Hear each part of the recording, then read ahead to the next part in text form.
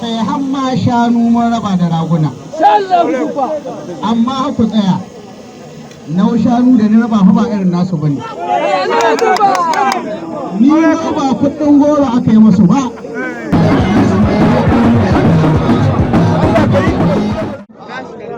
رب اشرح لي صدري ويسر لي امري واحلل من لساني يفقهوا قولي mai girma gwamnan jihar Zamfara Dr. Dauda Lawal wanda ya samu wakilci abokina kuma mai gidana shugaban majalisar dokoki ta jihar Zamfara Latifin Abdulyamin Ismail Moriki masu girma yan uwana yamomi da su muke tare da su mai girma kwamishinan ma'aikatar gona ta jihar Zamfara mai girma vice chairman Maradun local government mai girma sakataren Maradun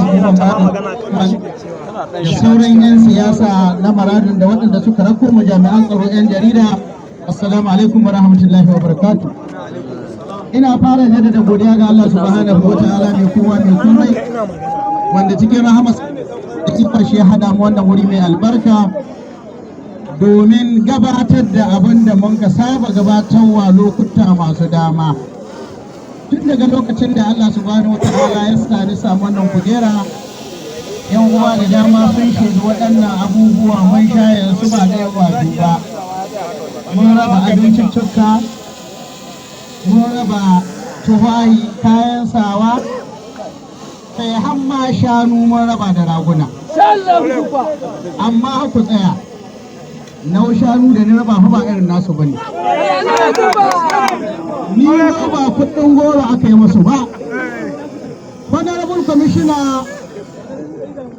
Lucifu Agriculture kai ashedu domin shanun da ni raba karshe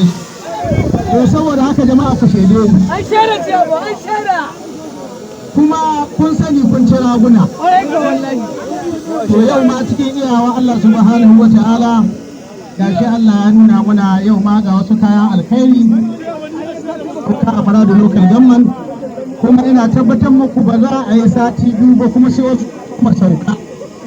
bayan sati biyu wasu su koma sauka bayan sati biyu wasu su koma sauka daga nan ina tabbatar muku kayan alkhairi za su ta sauka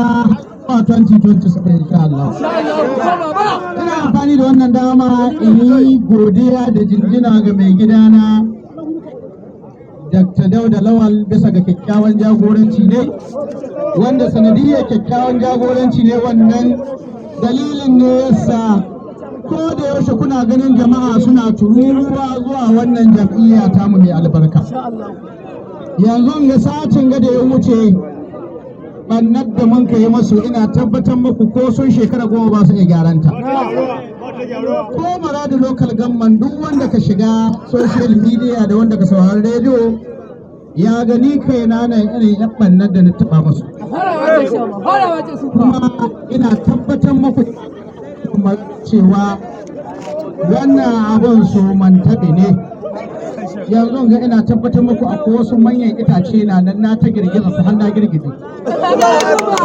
an gujewa ɗaya da saurayi kuma insha Allah saura kaɗan saboda haka muna tabbatar ma al'ummar karamar hukumar Maradun cewa bisa ga kyakkyawan jagorancin mai gidana insha Allah ta'ala Maradun za ta dawo hayyacinta mu ci gaba da ya mai fata alkhairi da ya mashi addu'a Allah ka yi mai maganin duk masu yi mashi kulle-kulle. Duk wasu waɗanda suke biyar jihar Zamfara da shari da abin da ya shahi tsaro da abin da ya shahi zama lahiya na jihar Zamfara muna roƙon ko su wane ne masu da duk su go rayu ta da al'umma a wannan jihar tamu ko su wane ne muna fata Allah ka isa mutanen jihar Zamfara gare su duk abin da suke bukata ko mulki ko sarauta ko kuɗi muna roƙon Allah gada Allah ya basu Allah ya zaunar da mu lafiya wannan ƙasa tamu mai albarka sannan kuma Allah ya gwada kuɗi mai gidan mu ya wuce 2027 ba tare da wata gargaɗi PDP PDP power Zamfara ta wace? Zamfara ta wace shekara nawa saboda haka ku gaya musu abin da ya rage ya kamata in yi bayanin game da abubuwan da za a raba. Waɗannan abubuwa da za a raba sun ƙunshi abubuwa ina jin guda 6. Na farko dai akwai mashina ƙwara 30,